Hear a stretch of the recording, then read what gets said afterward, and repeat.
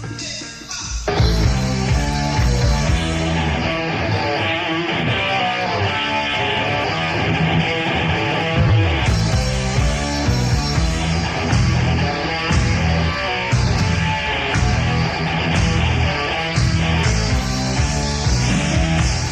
via satellite from Hollywood, it's Rockline, the show where you interview the hottest stars in rock and roll. Hello again, I'm Bob Coburn. Rockline is brought to you in part by Budweiser. For all you do, this Bud's for you. Tonight, Rockline is an evening with Jethro Tull as we help them celebrate their 20th anniversary of rock and roll. Get your questions ready and call us toll-free in the U.S. and Canada. 1-800-344-ROCK. That's 1-800-344-7625. One number toll-free from anywhere in North America. My, how time flies. It's been 20 years since the inception of Jethro Tull. And that time, they've given us some of the greatest songs in rock and roll, some of the best live performances ever, and some of the most memorable rock lines we've had the pleasure to broadcast. And once again, Rockline welcomes from Jethro Tull, Ian Anderson. Good to see you again. It's very good to see me again, Bob. How are you? Yes, we're all, terrific. Nice to have you back. This is, I think, your third or fourth appearance on Rockline. We'd also like to welcome from the band guitarist Martin Barr in his first appearance. How you doing? Doing fine. Glad to have you here. And also with us, bass player, mandolin player Dave Pegg. Welcome to Rockline. Hello. Also, your first appearance this evening, and nice to have you here. First thing I want to ask, Ian, last time you were on the program, the 20th anniversary didn't seem to be such a big deal to you. In fact, it seemed to me you were downplaying it. Things have changed since then. What led to that change? It has become a big deal, as I feel it should be. It's just something to celebrate. Well, it's not a big deal in terms of our doing. It's just the response, really, of lots of people having written into the record company over the years, particularly the last couple of years, saying, it's Jethro Tull's 20th anniversary, what you going to do about it?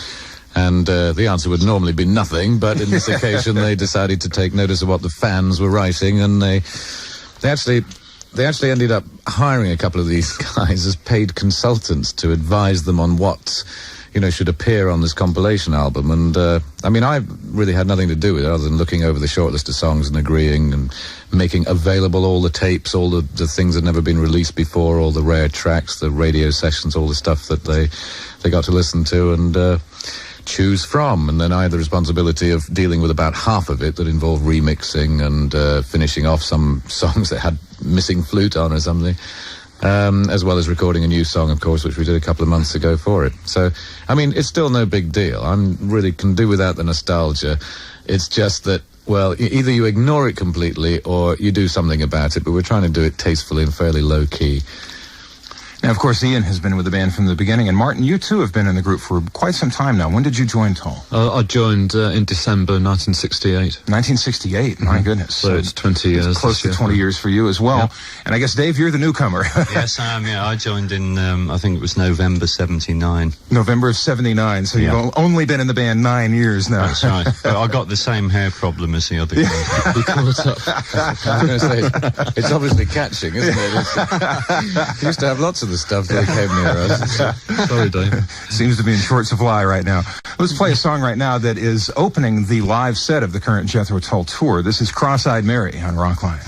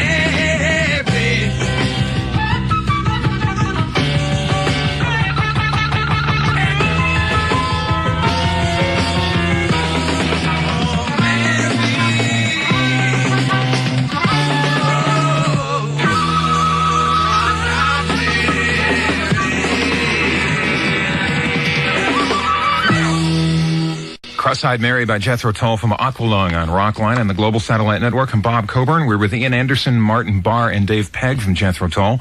They have instruments with them. They will play live a little later on this evening, so keep tuned for that.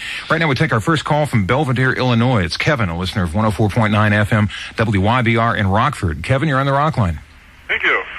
I'd like to congratulate you guys on 20 years. That's a lot in your business. Thank you, Kevin. Yeah. Very nice of you. Good. How old are you, Kevin, if it's not a rude question? I'm 24. Oh, a mere stripling. And when did you first hear Jethro Tull, out of curiosity? I first heard you about 10, 15 years ago.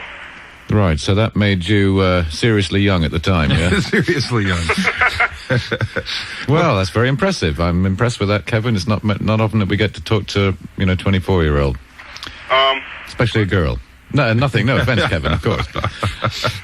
What's your question, please, Kevin? The question I had was, after 20 years, on the tour, do you guys still find it exciting?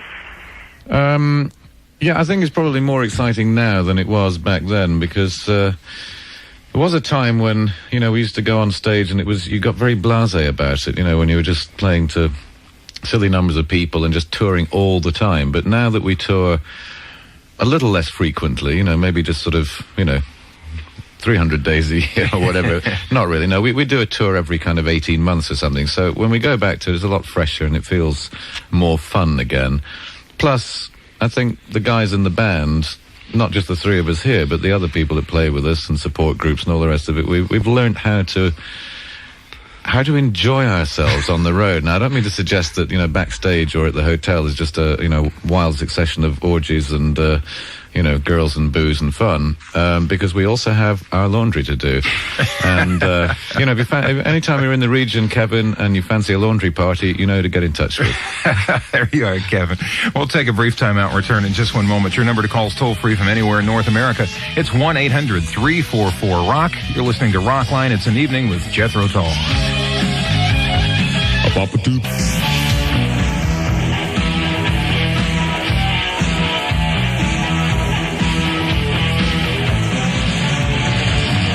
Welcome back to our evening with Jethro Tull on Rockline tonight. I'm Bob Coburn. Our next phone call is from San Diego. It's Richard, a listener of Magic 102 FM. Richard, you're on the show.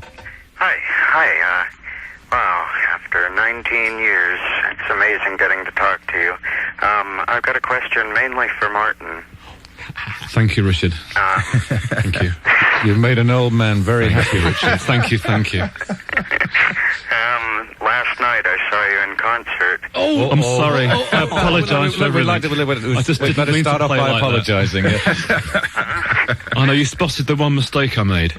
That was going on. No. Okay. And, Martin, you played the flute on Fat Man. You noticed. Thank you. How long have you been playing? Quite a long time. At least 22 years. But I haven't played the flute for the last 15 years. And in fact, when I joined the group, me and Ian both used to play on stage, and we did what was called a flute battle. But Ian might remember that. Only one. Yeah, it's 3-0. Is that true, Martin? You played flute before I did. Yeah, I think I so. knew you played saxophone, but you actually, God, that's amazing. Yeah, well, fancy that. Even I didn't know that. Well done, Richard. What'd you have to do to get your one song on stage from me in there to play flute? Well, I'm a very undemanding musician, and Ian just said, how do you fancy playing flute? And, well, I'm very adaptable. Thanks for the call, Richard. We appreciate it, and glad you enjoyed the show down there, definitely. Let's move on now to Cincinnati. We're going to talk to Ken. He's listening to WEBN, and Ken, you're on the Rockline. Hello, Jethro Tull. Hi. Congratulations on your 20th. Thank you. My question's for Ian. I recently purchased the album called A Classic Case that you did with the London Orchestra. Yeah. I think it's an excellent album. You fool. Listen, I have to tell you that what happened there was as a debt to our old friend and ex-band member David Palmer. He came around with a tape of him playing piano and said, would you mind playing a little bit of flute on this and a bit of guitar here, and it's like some of your old songs? And I said, sure. And he had a deal with some record company in Germany to do this, well, in fact, a series of 3 albums with the London Symphony Orchestra. And then he took my efforts away and persuaded Martin to play a bit of something, and Dave Pegg got In fact, you didn't even get paid, did you, Dave? I did, but not enough. Well, I haven't got paid anything at all yet. I was the mug who took the royalty, you know. But we never heard it, you know, because he then went off and then overdubbed the orchestra on top. We didn't actually play with the orchestra, and he's never sent me a copy of the record, so I think he knows that I might not like it. But I mean, if you enjoy it, that's terrific. You've never actually heard it? I've never actually heard the end result, no. Ken, did you get your question in there? Yes, so do you plan on doing any other classical albums, or plan on maybe even touring with any symphonies? Is it a project you might later get into? Well, there was an offer from the London Symphony Orchestra to go and play some things at Carnegie Hall and places like that, but it's a bit highbrow, you know, because you play with all these guys who wear suits on stage. Whoops, now there's a sensitive subject, Martin and Dave, because I saw those two guys wearing suits last night. It was, you know, a tragic sight, frankly, I have to tell you that. I mean, where are the spandex trousers now, Martin? You used to look so good. Look, I'll just wear what my wife tells me to wear. You look terrific. That little pointed knees, that little bulge, everything was just in place. It was wonderful. She makes me look awful, that's the idea. Well, anyway. But no, I don't think we'll do any of that sort of thing. It's a bit serious, isn't it? Because you can't... I mean, apart from anything else, it's really difficult, practically speaking, because of all the instruments, all the problems of miking them all, the problems of having a drum kit in with an orchestra. The thing is so easily gets out of control and ends up as a big mishmash. So it's probably best confined to the studio occasionally, you know, like once every 150 years or something. There you go, Ken. Glad you enjoyed that album, though, and thanks for calling and calling us again. Terrific record, yeah. We're going to head to Jacksonville, Florida now. Rock 105 is our affiliate there, and this is John on the Rockline. Hi. Hi, Bob. Hi there. Hello, Ian, Dave, Martin. Hi. I wish you all the success with the 20th anniversary tour That's kind, thank you. and the coinciding box set retrospective. This sounds like a chrysalis employee trying to get a plug in here. You haven't missed a trick. You sound like an old guy. How old are you? 35. Yeah, I could tell. There's a strain in the voice, you know, that kind of tired sort of, yeah. Yeah, you've seen a few sleepless nights, haven't you? Oh, yes. Listening to Jethro Tull, probably. Very much so, especially when I was in South Korea one time. Yeah, well, we were very big over there, yeah. Oh, yeah. The Koreans really love y'all. I'll bet they do. They've got to love somebody. Anybody love the Koreans? Well, we like their food. They're a decent bunch. They make very good table tennis bets. That's very true. Let's hear it for the Koreans. Okay. What's your question, John? My question is directed to Ian. I'd like to know a little bit of information, if possible, on something that has never officially been out on record over here in America, and it's called The Water's Edge. Oh, yeah. Right. Well, that's I have a big brother who he's much bigger than me and much older than me. He's actually in his mid-50s, I should think now, and he is the he runs the Scottish Ballet. He's a rather different sort of chap to me. We won't go into any detail, but he's into that sort of thing. You know, ballet. I mean, well, actually, he's into everything like that. But he's a decent sort of fella, and he asked us if we would help out by writing a piece of music, original piece of music for the Scottish Ballet to perform. And he also asked John Anderson of Yes, and somebody else, I forget who, and we all came up with some bits of music to do. To be set to dance by the Scottish Ballet, and it was performed, and the piece we did was called The Water's Edge, and it was even worse than the London Symphony Orchestra album. No, it was actually it was a brave attempt, you know, but it was a bit again, it was a bit sort of in retrospect a bit wishy-washy, you know. It was also people like, you know, going around the stage in kind of, you know, light blue tights and sort of bulging oops, there's a giveaway. No, it was an interesting sort of one-off, but I don't think we'll be asked to do any ballet music again. There you go, John. Thanks for the call. We're going to play some music right now by Jethro Tull. This was on the latest album, Crest of a Knave by Tull, and also will be included on Jethro Tull compilation 20th anniversary, the 5-CD set, forthcoming in the middle of July. This is Farm on the Freeway on Rockline.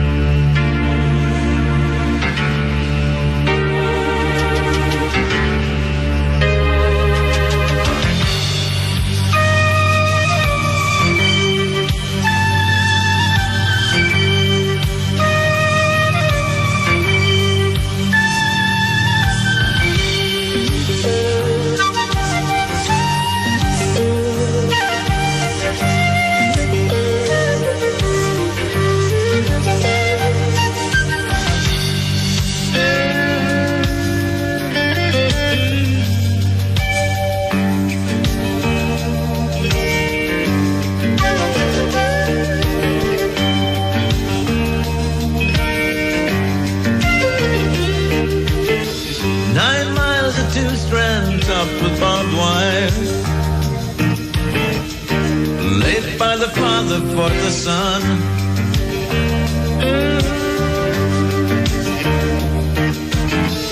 Good shelter down there on the valley floor, down by where the sweet stream runs.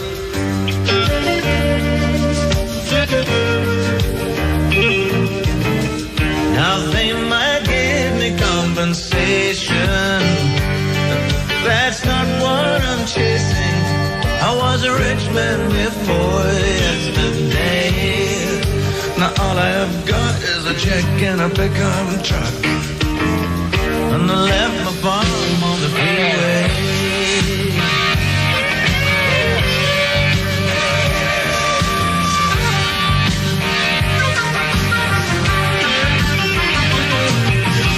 They're busy building airports on the south side, Silicon chip factory on the east, and the big roads pushing through along the valley floor.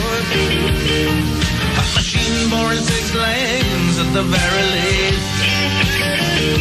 Now, they say they gave me compensation, that's not what I'm chasing. I was a rich man before yesterday. All I have left is a broken down pickup truck. Looks like my farm is a freeway.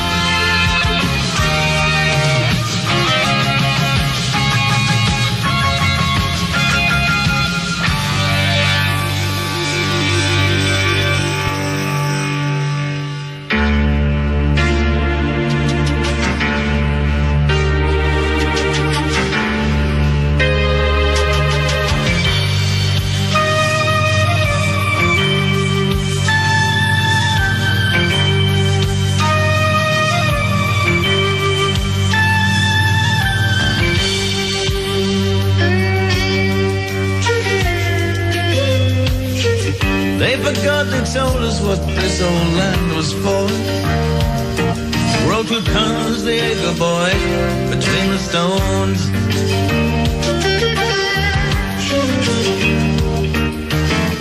This was no South Fork, it was no Ponderosa, but it was the place that I called home.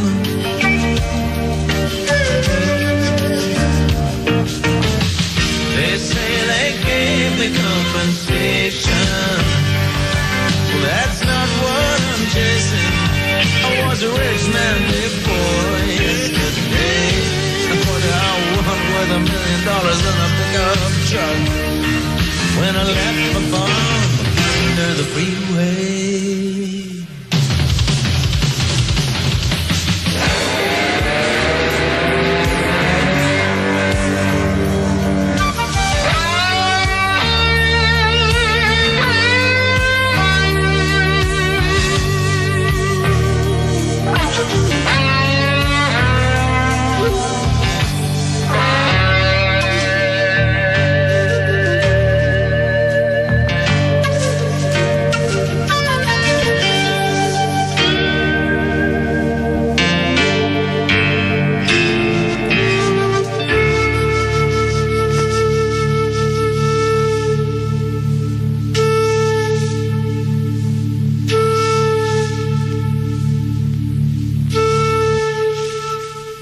Farm on the Freeway by Jethro Tull. And let me make a correction about something I said a moment ago. That will be a 3 CD and 5 LP set forthcoming from Jethro Tull. We'll take a time out and return to Rockline in just one moment. We're live, so call now. Only one number for the one and only Rockline. Toll free from anywhere in North America. 1-800-344-ROCK.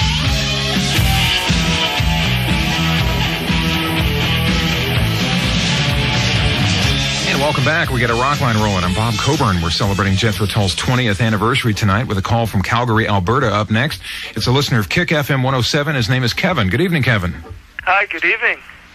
Hello, Kevin. Hi. Hi, Ian. Hi there, Kevin. How you doing? Very good. How are you doing? Well, yeah, I'm glad you asked. But we haven't got time for that now. What's your question, Kevin? Okay, my question is about concepts, but first, congratulations on making it. You're one of the few people I thought would make it.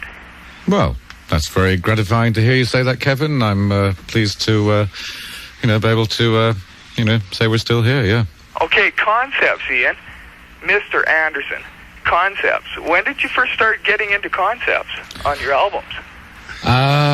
Well, basically the first time Dave Pegg... I didn't used to drink, you see, and Dave Pegg handed me a beer one day and said, concepts, man. And I started thinking, well, this is the way to go. But that was a while back. We don't really do concepts. I think people think that albums like Aqualung and Thick as a Brick were concept albums, but it was the favourite word of the early 70s. I mean, if you weren't doing a concept album, then you weren't, in with a chance. So it just became a kind of flavour of the month thing, or flavour of the year. But I mean, even on Aqualung, the songs have a relationship to each other, and they have some, there are a few common ideas expressed, but it's not really a concept. I think when you start talking concept albums, you're talking about something fairly weighty and like telling a story, or, I don't really think that we quite went that far. Do you, Martin? It's not a nice word, concept, as it doesn't roll off the tongue. It doesn't, though. No. Especially if you're just a guitar player. Ooh, bitchy. Ooh. Kevin, there you go. And it must be the top of the hour. Dave, was that your watch that went off a second ago? I'm afraid it was. It was your watch. I think it was a couple of seconds out. I'm sorry. What was the significance of the watch going on? Oh, it's showtime, yeah. That's right, time to go on stage. Top of the hour, yeah. That's it. Kevin, thanks for the call. Let's move on now to Reno, Nevada. It's Caroline on the phone listening to 105.7 KOZZ. Caroline, you're on with Toll. Hello, gentlemen. Hi there. Hello, Caroline. First lady of the evening.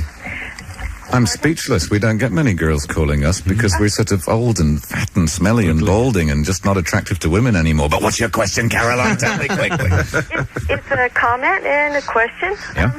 I was reading an interview about Ian in A New Day, a newsletter written by David Reese. That's right. Fan. Yeah. Ian, you had made a comment that performing your style of music at an elderly age could possibly turn to be obscene. Yeah, I did probably say something like that, yeah. Anyway, and that I feel that some old rockers are appearing to be a bit scrawny, as you had mentioned. That's right, yeah. Around the edges. And I feel that some of these rockers, not to mention who, have always been a bit raving adolescents. And that you've always been a delightfully old with wisdom. Well, that's the nicest thing anyone said to me in the last 3.5 minutes, Caroline. You're quite right. We get a bit scrawny around the edges and around the dangly bits and stuff, but there's nothing we can do about it. We just, these days, just have to go out and say, well, we're going to go out and have a good time on stage, and either you're with us or you ain't. But, we set out just to try and enjoy doing what we do on our own terms, really. And, it's actually, we're not, I have to tell you, Martin, we've been joking about this on stage, but although he is now 41, something like that.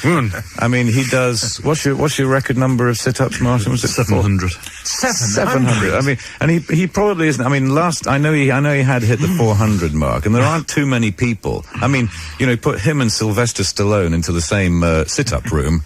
I know my money would be on. Yeah, it wouldn't be Dave Pegg. It wouldn't be Dave Pegg.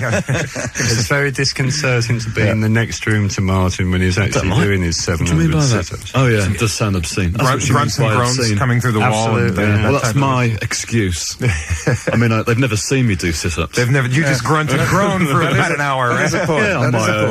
That is a point. But although Martin has in fact actually cracked the record 700 sit-ups now, Dave Pegg has him beat with 800 lie-downs. These are a much more subtle form of exercise that usually involve drinking a little too much and falling over rather often, but What was the question again, Caroline? Well, I think that you're like a fine bottle of wine and that you're aging with time and much better. And that my question was, I had done your beastly crossword puzzle. Oh, yeah. And I only missed one letter, and that was for record, I can't remember it exactly, that they're always out to lunch, and I thought it was R&R, but it was A&R.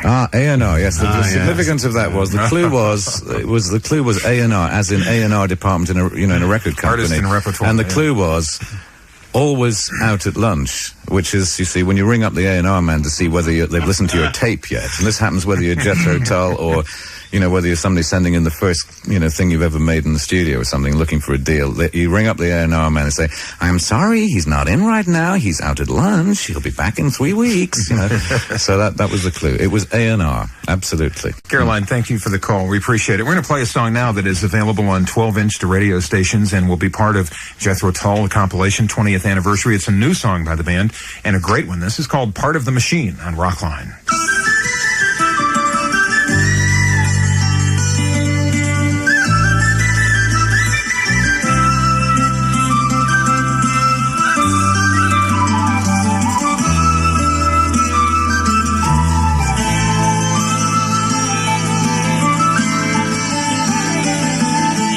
Everybody's jumping on the circus train. Well, some jump high, some jump up again. And the rest of is rolling women folk unfed. All truths to light all across its name. Aiming high where the eagle circles, where he keeps his tail feathers clean. Am I still a free bird? Or just a part of the machine?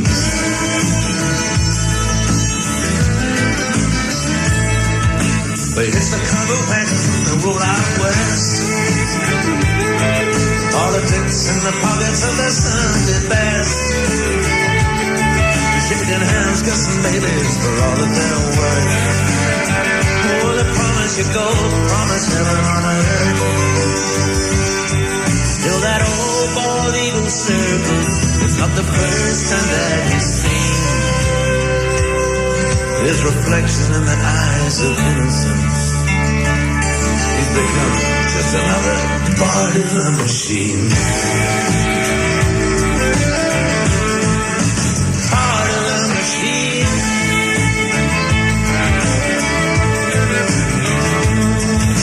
I wish I had an eagle like you to look up to. He could be my wings to fly in a big bird's sky up above the whole machine.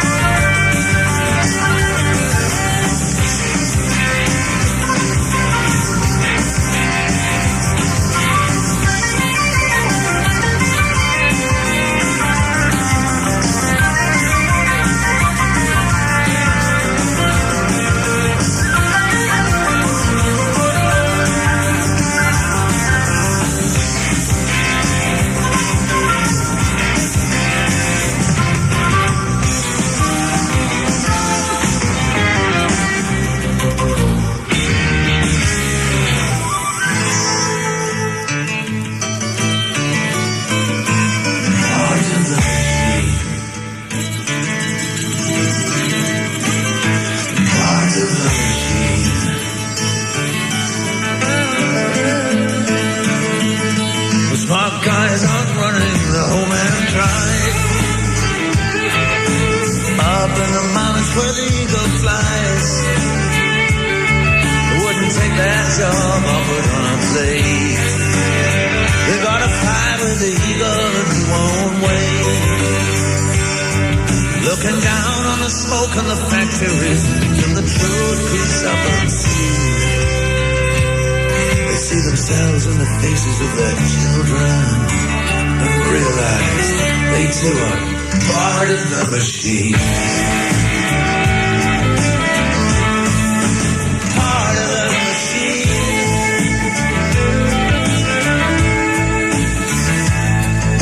I wish I had an eagle like you. As I wake up soon, he could be my wings to fly in a big bird sky. He lets me part of the machine. Part of the machine.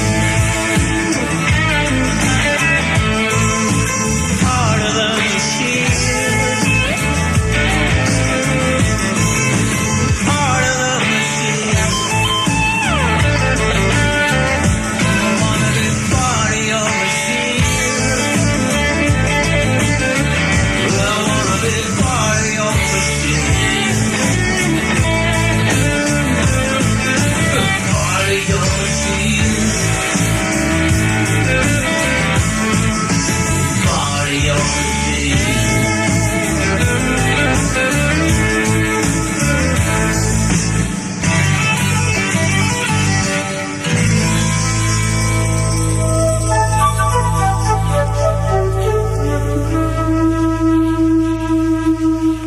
Ooh, that's choice. Nice indeed. That's called Part of the Machine, new by Jethro Tull. Back to the phones we go on our evening with Jethro Tull and Rockline. We have Joe on the line from St. Louis. He's a listener of KSHE 95. Good evening, Joe. Good evening. How are you doing this evening? We're doing very well, Joe, thank you. Ian, Dave, and Martin. Hello there. We're here. Thank you very much for the endless hours of enjoyable listening. That's okay. It's been a pleasure. My question is concerning your first three albums, and there's one song off of each album that contains the name Jeffrey in it. Yeah. Such as for Michael Collins' Jeffrey and Me, Yep.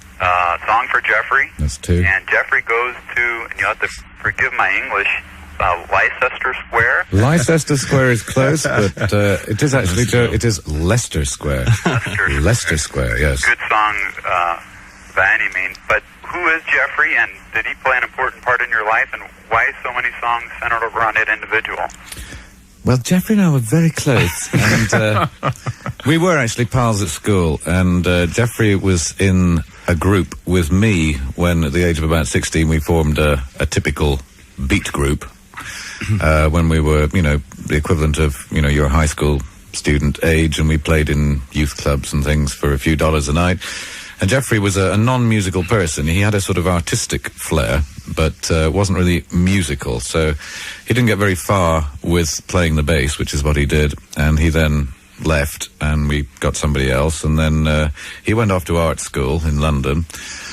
And the rest of us went on to form Jethro Tull. And after we'd made a couple of records, Glenn Cornick, our bass player at the time, went off to form his own group, Wild Turkey. And I had maintained a sort of friendship with Jeffrey, who was a sort of odd kind of a person, sort of inspirational in some sort of ways, and it amused me to write the odd song about him. But then he joined the band for the Aqualung album, and we bought him a guitar and an amp, and presented it to him one Christmas, I think, and said, "Right, Jeffrey, you've just joined the group."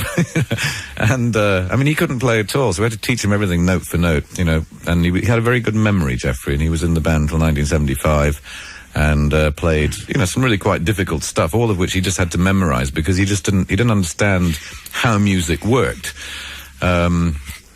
We taught him by, we had a cowbell and a drumstick taped to his foot. I don't know if you remember that occasion. Yeah. That was one way of teaching him a riff he couldn't play. Well, he had to play the offbeat, so the drum hitting the top of the cowbell. Clunk, clunk. That's how we learnt it. And this is Jeffrey Hammond. Jeffrey Hammond, the bass player from 71 until 75, yes. He had a striped a black and white diagonally striped bass guitar, black and white diagonally striped suit, and a black and white diagonally striped double bass. And finally, just before he left, he got his own black and white striped zebra on stage as well, which actually defecated small black and white striped fecal deposits on the stage. And they were actually tennis balls that were sort of striped black and white that popped out the zebra's bottom. Excuse me for saying bottom, but they did during the show. And his last night, when he played with the band for the final show before he left the group, we substituted the innocuous tennis balls with the real thing. And Jeffrey, who had to catch them and juggle with them, which is part of the show, he had a nice sort of warm, sticky ending to his career. What a way to go out. Joe, thank you for the call. We're going to talk with Cheryl in Memphis. She's listening to 103 FM. Cheryl, you're on with Dave and Martin and Ian from Jethro Tull. Hi, guys. Hi there. I want to tell you that I've been a fan of yours for a long, long time, and I'm looking forward to seeing you in Memphis a week from Friday. Good. We'll be there. Dave's checking his watch. How long till Friday? He says. Okay, my question is there really a St. Cleve Chronicle? And if there is, are any of the stories on Thick as a Brick true? And what was the idea behind putting a newspaper on an album cover? Well, the idea behind putting the newspaper as an album cover was that John Lennon hadn't done it yet. You may remember that about 3 months after we released Thick as a Brick, John Lennon came out with an album which also used the front page of a newspaper for an album cover, which apparently he had found out too late that we had released our album, and his album was already in the sort of manufacturing and printing process, and he couldn't stop it. So he came out with something that looked a bit like a copy of ours. But we did it because that we have in England, I'm sure you have over here as well, these sort of provincial, these small-town newspapers, which are, I mean, a delight to read because they contain the weirdest, most, I mean, just crazy sort of little local news stories that just seem, I mean, larger than life. And I've always been a fan of local newspapers, and there was a guy who worked in Chrysalis Records as a guy in charge of sort of press or something, who had actually worked on a local newspaper, and he helped us compile as an album cover however many pages, 15, 16, 20 pages newspaper. And although all the stories on it are actually made up, they're all based, every one of them is based on some actual event, or, you know, is a slightly twisted version of something that we found in one of the many hundreds of local newspapers that we took as a model. And, you know, we just tried to build up something that was a real kind of small-town newspaper with small-town happenings in it. And, I mean, basically, we are just a small-town group, so everything just clicked together nicely. Cheryl, thanks for the call. I have a question for you. Would you play something live for us? Sorry, you're talking to me now, Yes, Cheryl? yes, I was talking. Okay. I said thank you, Cheryl. She'll call again sometime. And, yeah, we will. And since my guitar is the furthest away, I'm going to ask Martin to introduce the songs that we're playing. Because I've got to go and get my guitar. I'll be back in a sec. Have I got time for a wee-wee? No, I don't. The titles aren't that long. 2 titles. The first part being Cheap Day Return, and the second half will be Mother Goose. Great. If we get that far. Yeah, which we've never actually... They're both from the Aqualung album, and we never, for some reason, never ever played these things live on stage until just the other night. And Good luck, studio. Good luck, studio. Yes. This is interesting because it's really delicate sort of stuff, and you can hear every nuance. You know, every little finger scrape on the strings, every little sort of flatulent noise from Dave Peggs. But here it comes. This is what was it again? Cheap Day Return. That's the one. Yeah, that's right. Here we go. And.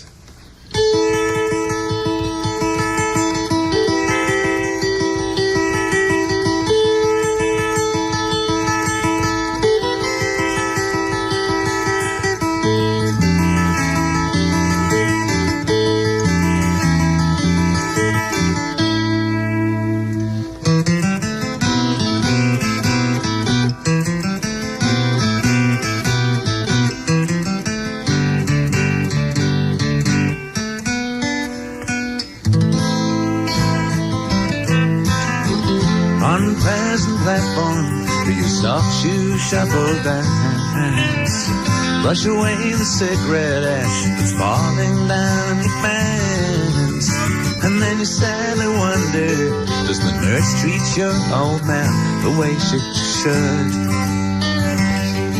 She made you tea, asked for your autograph. What a laugh.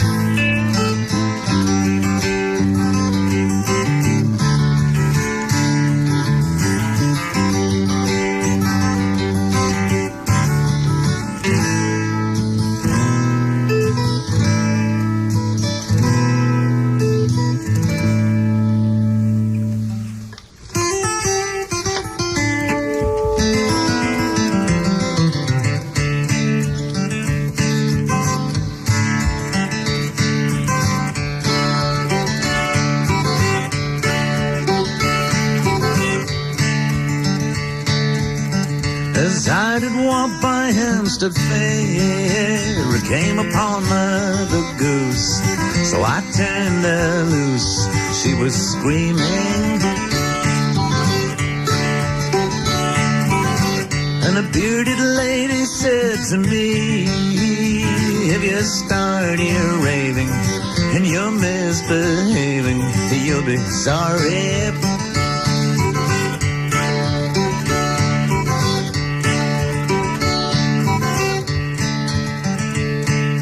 Walk down by the bathing pond to try and catch some sun. Must have been 100 schoolgirls sobbing into handkerchiefs as one. I don't believe they knew I was a schoolboy.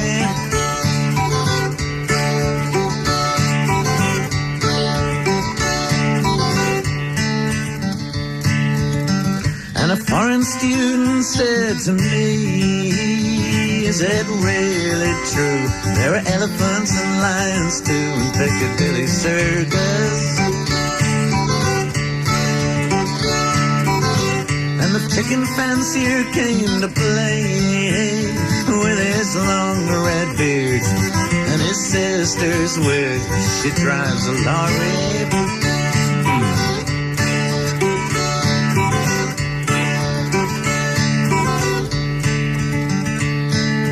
Laughed down by the putting green, I popped them in their holes. 4 and 20 laborers were laboring and digging up their gold. I don't believe they knew that I was Long Tom Silver.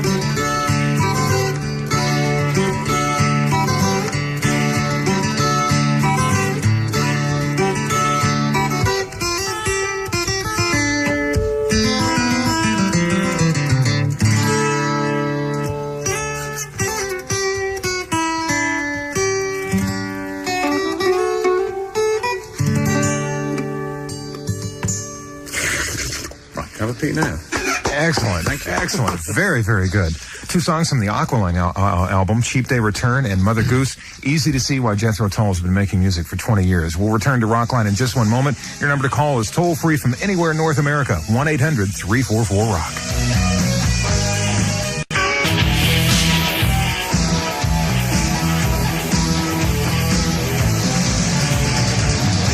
Welcome back. It's a Rockline in progress, and a good one at that with Jethro Tull, my guest for the full 90 minutes tonight. I'm Bob Coburn.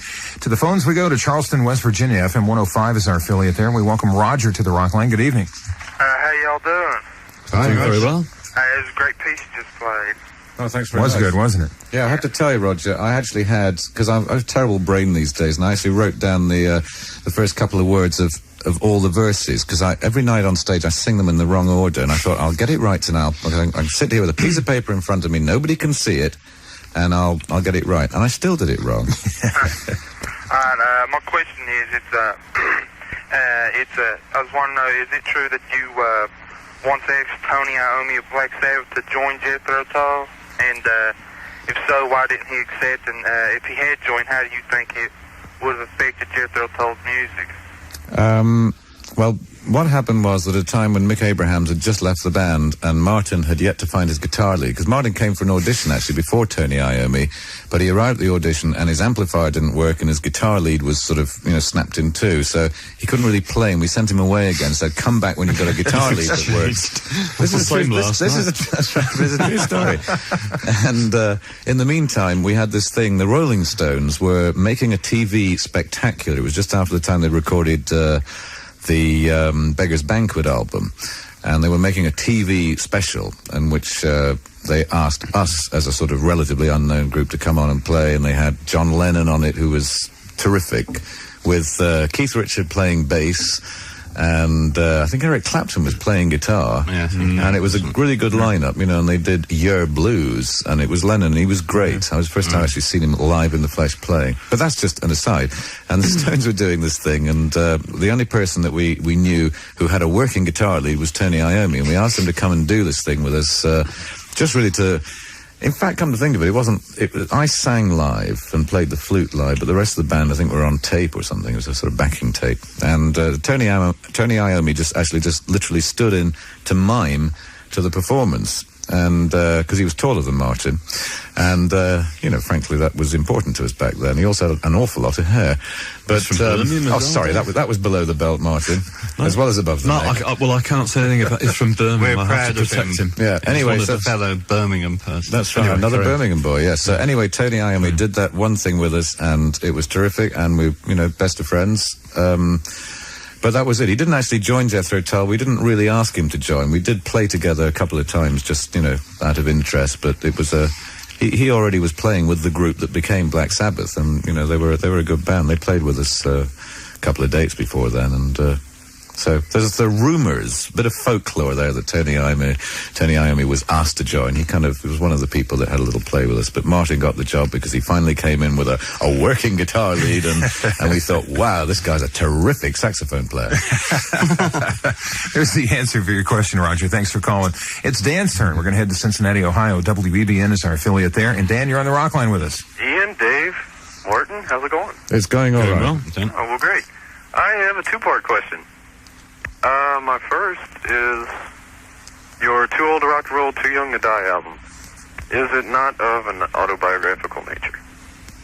No, it never was, but at the time of doing the thing, it was a red rag to the bull, because the critics obviously were going to jump on it and say, hey, the Tull are too old to rock and roll, which is more or less what happened, at least with some of them, but, it wasn't autobiographical. It was just sort of a storyline about some guy who's just kind of out of fashion, listens to the wrong kind of music, wears the wrong kind of clothes, but his time comes again, because fashion is just, cycles.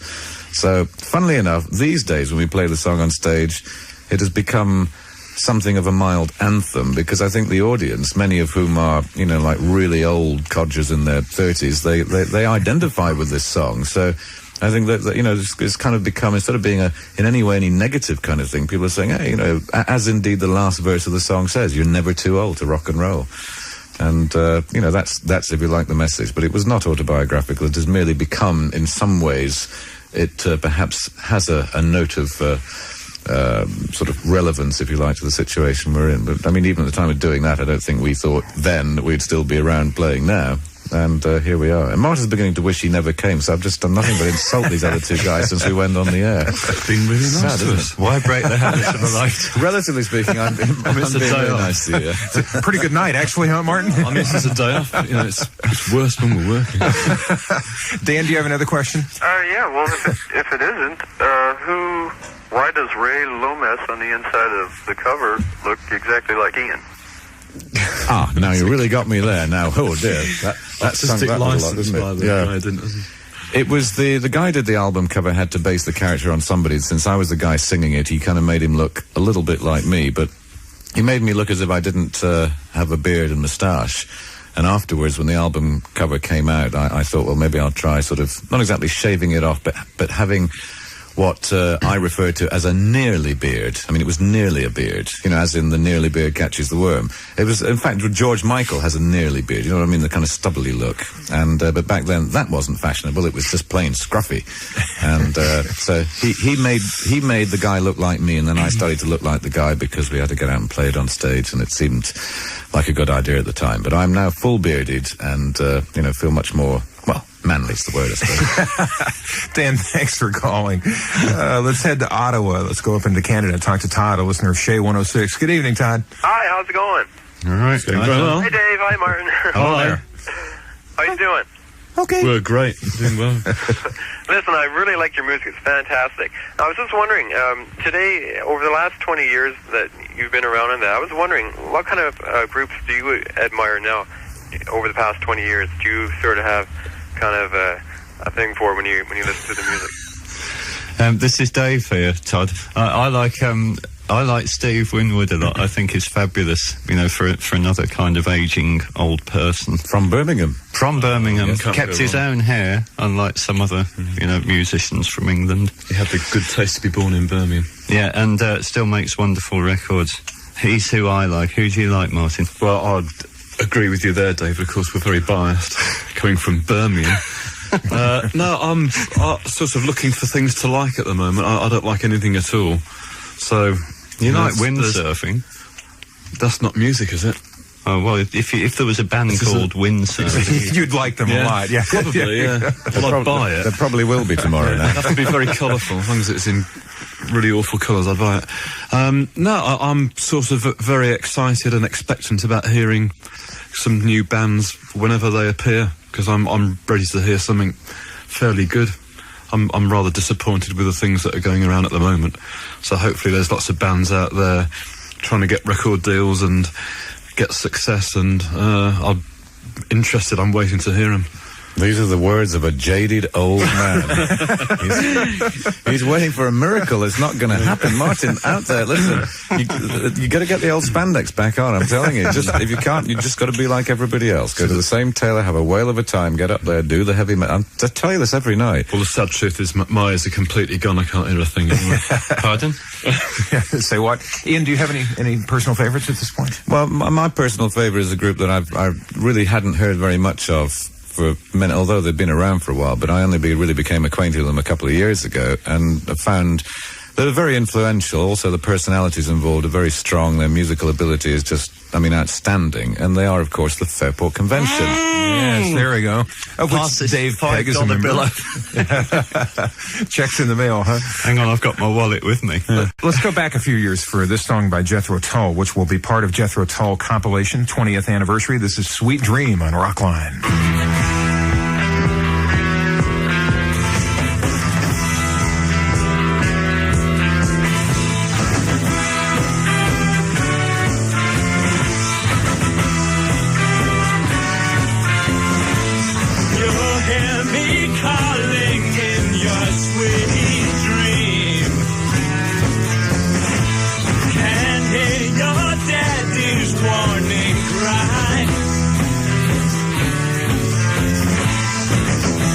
Going back to the old things you want to be.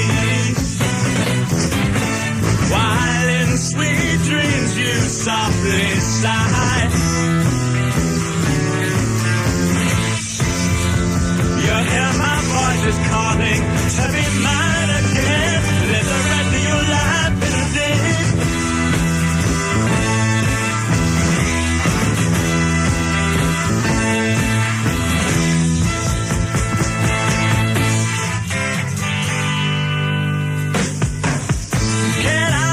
What you can while your mommy's at home sleeping.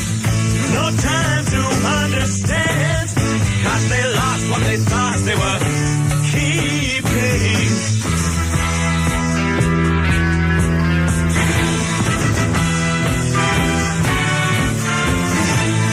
No one can see us in your sweet dream. You leave to start the car. All racks are tied tightly in the coat you borrowed from me. Your place of resting is not far. You hear my voice is calling to be mine again. Let the rest of your life today.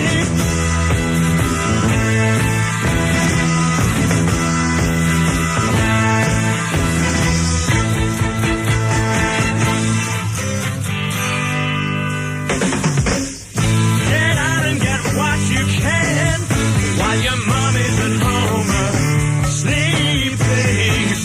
No time to understand, 'cause they lost what they thought they were keeping.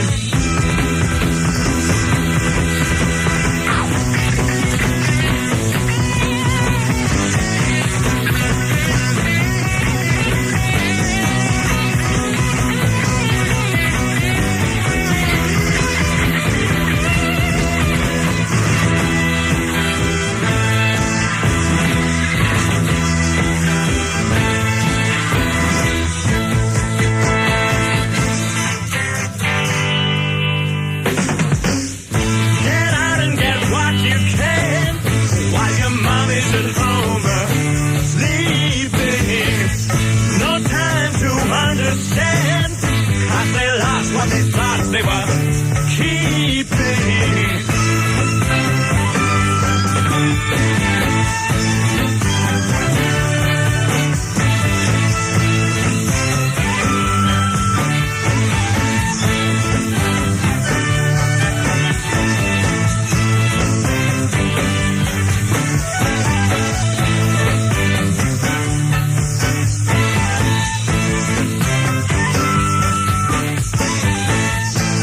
Sweet Dream by Jethro Tull. That song was originally issued as a single, then appeared on the album Living in the Past, and will be on the 3-CD, 5-LP set forthcoming in the middle of July.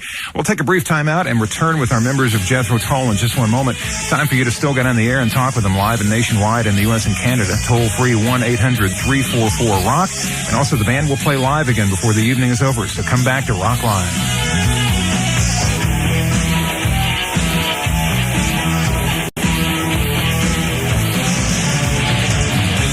Once again, welcome back to Rockline. I'm Bob Coburn. It's an evening with Jethro Tull. We're with Dave Pegg, Martin Barr, and Ian Anderson from the band. Our next call from Wichita, Kansas. It's Steve, a listener of KICT 95. Hi there. How you doing? We're okay, Steve. How are you? How's the hairline? I'm getting back there a ways, but I got a way to go yet. Yeah, I'm staring here at a Rockline photo of the great people who've appeared on this show. They're lining the walls. I'm looking here at a man with a problem, Phil Collins. Now, Yeah. That makes Dave feel good. It does. Yeah. Anyway, what's your problem? Well, no real problem. Just want to congratulate you on your 20 years there, and I hope you'll be touring for a few more years, as I've tried 3 times and haven't had a chance to see you yet. Well, keep trying. Okay. Just visualize as you hear my dulcet tones. You just try and visualize this, this young sort of hunky kind of bronze-chested specimen that's talking to you here at the other end. You got the picture. That's not me. What I'd like to ask is, I recently got your Slipstream videotape. Oh yeah. You got some good concert footage in there and stuff, and I was wondering if you're going to be releasing any other, like a compilation videotape or anything. I know that you previously made some videos for, like, I believe you made some for the Songs of the Wood album or Heavy Horses album that I didn't see on there. Well, this sounds like another fella from Chrysalis doing a plug here, but no, we're just actually waiting to hear next week. They are sending over the edited, completed 1-hour video, which was essentially done for BBC television in England, but is going to be available commercially as a cassette for the really ardent and completely crazy Jethro Tull fan, who wants to feel his wallet a lot lighter in his pocket.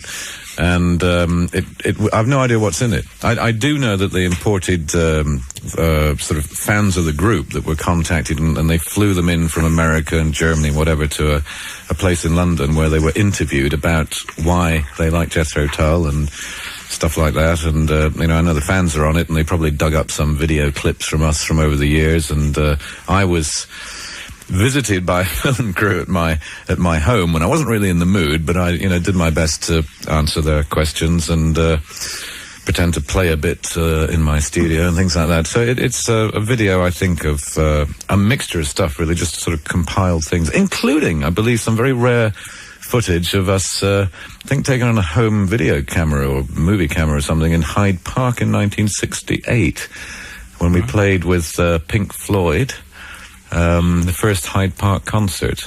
And Pink Floyd, this was in their kind of doldrums years. You can imagine Pink Floyd in daylight.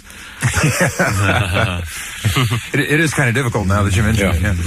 Steve, thank you for the call. We appreciate it. We're going to head now to Madison, Wisconsin, let Roger have his turn. He's a listener of 92 FM WMAD. And Roger, you're on the Rockline. Well, good evening, gentlemen.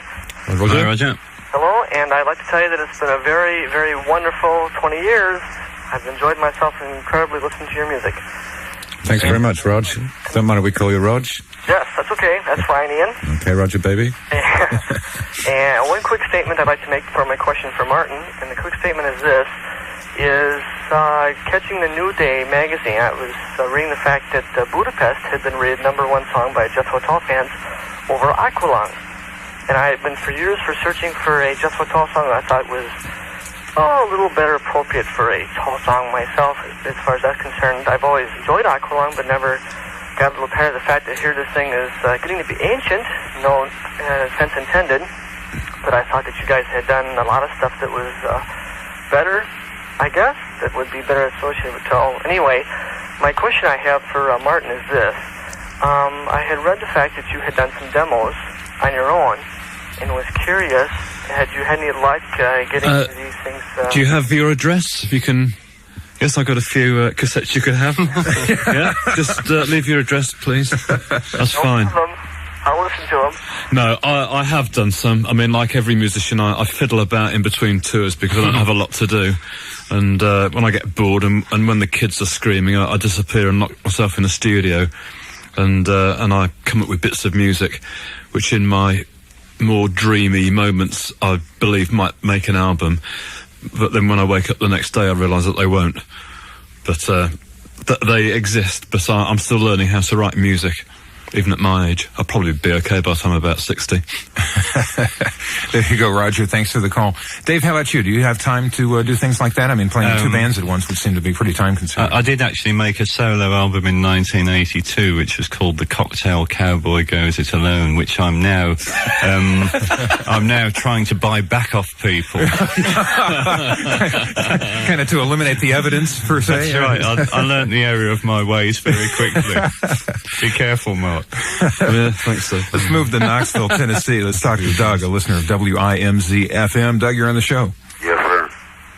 Hi, Doug. Hi, Doug. This is for Ian, Martin, and Dave. Man, Jethro Tull has been my favorite for ever since I can remember. And I just want to thank you so much. Well, it's very, very kind of you, Doug, and we'll carry on doing our best for a little while longer. Yeah, well, I've got a question here for Martin and Dave. Good. About, you go into a studio and work on a new album with Ian. If he writes it and knows what he wants to hear, what do you guys do to work with him? How do you understand what he wants to hear to come out? Okay, well, I'm going to leave the room now because we should have an honest answer to this. So I'm just going to go out for another tip. Right. Hang on. Okay, actually, I've got the answers written on the piece of paper that Ian gave me earlier on. That you're supposed to say on the radio, right? Not a P45. Well, we get a lot of freedom in the way we record. I think Ian will sit back and let us have free range with our own ideas, and then he'll step in tell at the us right what to do. We have a lot of freedom, so we get plenty of opportunity to make coffee. Yeah, but the whip's very painful, so so you don't stray too far with that one. Doug, thanks for the call. We'll take a time out, return in just one moment. The band will play live for us again in just 1 second, and we'll see what kind of latitude Ian gives the boys as they play in just a moment on Rockline on the Global Satellite Network. Come back.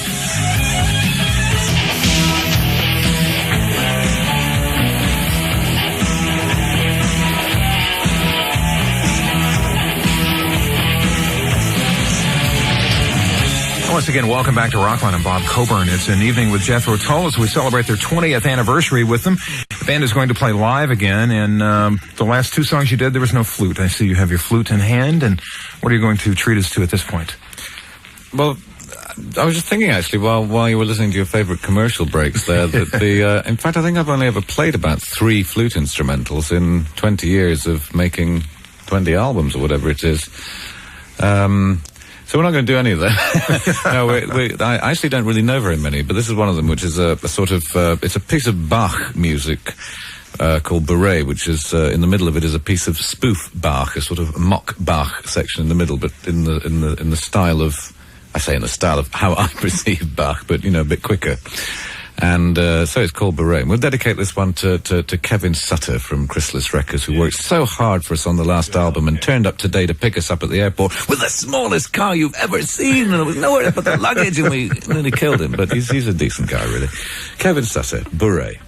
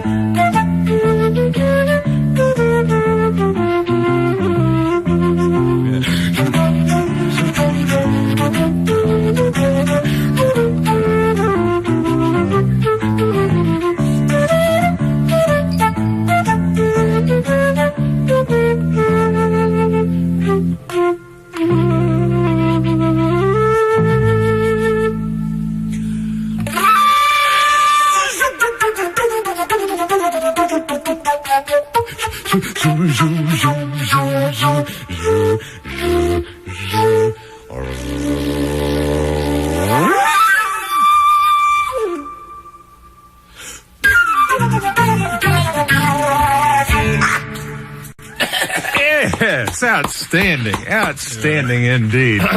Certainly an updated version of that beret, which first appeared on I got a bit of stand-up. Got a bit of beard in my throat. I thought, oh God, I'm going to choke to death live on Rockline in front of millions. You know, Ian Anderson chokes on own beard. Oh. Anyway, that was excellent. Very, very good. Let's take one more call. I think we have time for one more tonight. Clarksburg, West Virginia is our destination. This is Mary listening to WHAR 13 Rock. Mary, quickly, please. We're out of time. Okay, hi you guys. Hi, Mary. Hi. Okay. I love all your music, especially Aqualung. And what I want to ask you is, what would you be doing today if Jethro Tull hadn't worked out? Well, it'd be another day off, wouldn't it? Well, I was going to be a policeman. I signed up to join the police force when I was 16 as a police cadet, and they wouldn't take me at the time because they felt that I was probably, sort of making a rash move, which I think was probably a fair summation of the truth. Martin, I think, was going to be architect. An architect. I would have ended up a professional windsurfer, and I'd be on the beach in Maui, probably looking at the sun. And could be worse. Or he'd be playing lead guitar in spandex tights with a group called Windsurfer on records and tapes. And Dave Pegg would be... I'd probably be being arrested by yourself. That's right. Oh, goodness. Thanks for listening and for calling the Rockline address, P.O. Box 4383, Hollywood, California, 90078. Next week, Ed King and Gary Rossington of Leonard Skinner, and then coming soon, Deep Purple, Rod Stewart. And on Wednesday, June 22nd, it's a 2-hour special edition of Rockline with Jimmy Page. Check with your local Rockline station for time and details. Thanks to Kevin Sutter and everyone at Chrysalis Records, and of course to Ian Anderson, Martin Barr, and Dave Pegg from Jethro Tull. Gentlemen, 20 great years. Give us more. Congratulations on what you've done, and good luck on the tour that you still have left. We have a cake for you, a 20th anniversary cake, and I think we're going to go cut that right now. Perfect. Yes. And I'm BC, and I'll be seeing you in a week.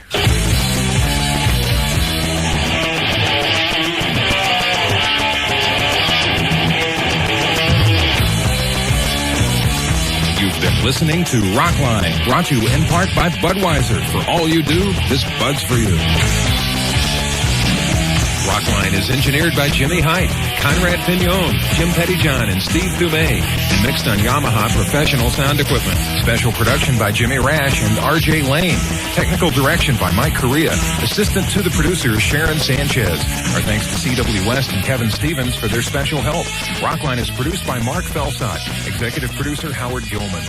Rockline is a presentation of the Global Satellite Network for distribution in the United States by the ABC Rock Radio Network.